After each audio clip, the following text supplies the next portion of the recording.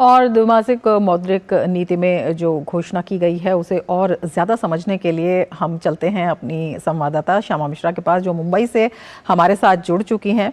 श्यामा, आपसे समझना चाहेंगे कि आज जो घोषणा की गई है उसे किस तरह से समझाना चाहेंगे। अगर हम दीर्घकालिक नीति की बात करते हैं और महंगाई के नियंत्रण की भी बात करते हैं और अगर हम अर्थव्यवस्था की रफ्तार की भी बात करते हैं।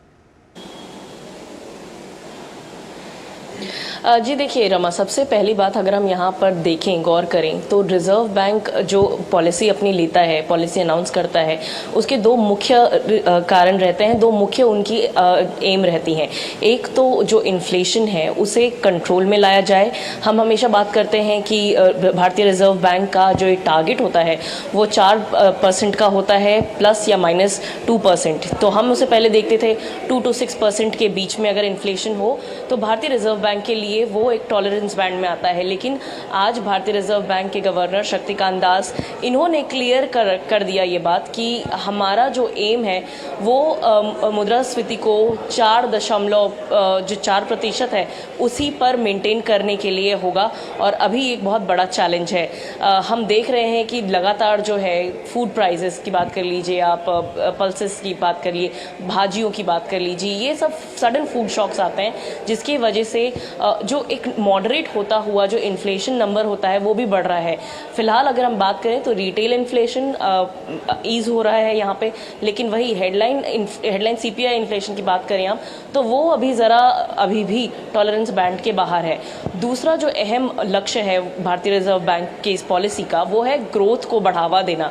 यहाँ पर हम देख रहे हैं कि जिस तरीके से अनाउंसमेंट्स किए गए हैं भारतीय रिजर्व बैंक गवर्नर की ओर से, काफ़ी सारे जो यहाँ पर एम्फेसिस है वो ग्रोथ के भी ऊपर है। यहाँ पर अगर हम बात करें आज की जो इस नीति की बात करें तो ये एक्सपेक्टेड दरों पर ही था, एक्सपेक्टेड लाइंस पर ही था और ये लोग एक्सपेक्ट भी कर रहे थे, क्योंकि अब फिलहाल फेस्टिव सीजन में हम आ चुके हैं और जाते जाते जो प्रेस वार्ता होती है भारतीय रिजर्व बैंक गवर्नर ने ये भी कहा वहाँ पर कि ये सिर्फ बड़े बड़े फाइनेंशियल सेक्टर्स के लिए पॉलिसी डिसीजन नहीं ली जाती है, बल्कि ये भारत के सभी जो जनता है, 1.4 बिलियन जनता है जो भारत के, उन सभी के लिए ये डिसीजन ली जा रही है। क्योंकि अभी जो ये डिसीजन लिया गया है इससे इन्फ्लेशन को टारगेट किया जा रहा है। इन्फ्लेशन एक बार जब कम हो जाता है तब लोगों के हाथ में जो पैसा होता है वो स्पेंडिंग डिस्पोजेबल इनकम जो होती है वो उनके पास में ज़्यादा बढ़ती है। क्योंकि आपको हम देखते हैं कि जो खाद्य पदार्थ हैं या जो जिस तरीके के प्राइसेस बढ़े हुए हैं वो जब पैसे कम हो जाते हैं, दर कम हो जाते हैं, हमारे पास में ज़्यादा पैसे बचते हैं खर्च करने के लिए। और ऐसे में जब हम यहाँ पर सेलिब्रेशंस में हैं, काफ़ी सारे त्यौहार आ रहे हैं, तो ऐसे में हमारे पास में पैसा होना बहुत ज़रूरी है। और यही एक एम के साथ में भारतीय रिजर्व बैंक ने इस स्टेटस क्वो को मेंटेन किया हुआ है। साथ ही ऐसे कई सारे मेजर्स भी लिए जा रहे हैं जिससे इन्फ्लेशन की दरें कंट्रोल में आ सके। इसके अलावा अगर हम बात करें तो जो एनबीएफसीज हैं, बैंकिंग सिस्टम है, उन्होंने ये बार बार एम्फेसिस किया कि ये सारा सिस्टम रोबस्ट है, लेकिन फर्स्ट लाइन ऑफ डिफेंस जो होता है वो खुद उनके पास होता है। यानी कि बैंक्स, एनबीएफसीज और दूसरे फाइनेंशियल जो सर्विसेज देने वाले सेक्टर्स हैं वो खुद अपने आप के जो सिस्टम है उसे रोबस्ट बनाएं, उसे चेक करें, सर्विलेंस सिस्टम स्ट्रॉन्ग करें, ताकि आने वाले समय में उनके लिए या कंज्यूमर्स के लिए कोई बड़ा शॉक या कोई एक दिक्कत की बात ना हो। तो ये भी एक बात है।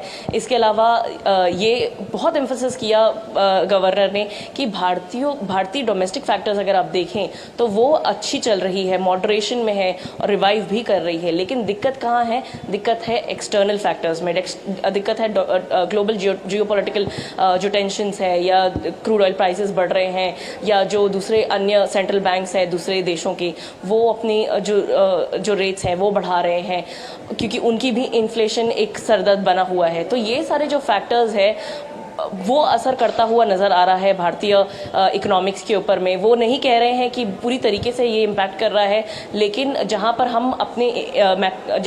हम अपने खुद के फैक्टर स्ट्रॉन्ग कर रहे हैं और वो असर दिखा भी रहा है इकोनॉमी पे, वहीं कुछ ना कुछ असर हमें एक्सटर्नली भी आते हुए दिख रहा है। तो मोटा मोटी ये सारा जो आज का जो अनाउंसमेंट्स थे वो एक्सपेक्टेड लाइन पर ही था। और साथ ही जब हम फेस्टिव सीजन के बीच में हैं तो ये उम्मीद ज़रूर की जा रही रही है कि इन्फ्लेशन जो है वो जल्द से जल्द नीचे आए, थोड़ी बहुत नीचे आए और लोगों के हाथ में पैसा आ जाए, स्पेंडिंग उनकी बढ़े, ताकि उनकी जो त्यौहार का जो माहौल है वो एक खुशनुमा माहौल हो। रमा, बिल्कुल, जिस तरह की स्थितियां दिखाई दे रही हैं उसमें काफ़ी व्यवहारिक लग भी रहा है। शामा, आप नज़र बनाए रखिए। फिलहाल शुक्रिया पूरी जानकारी के लिए। और अब बात ताज़ा खबर की।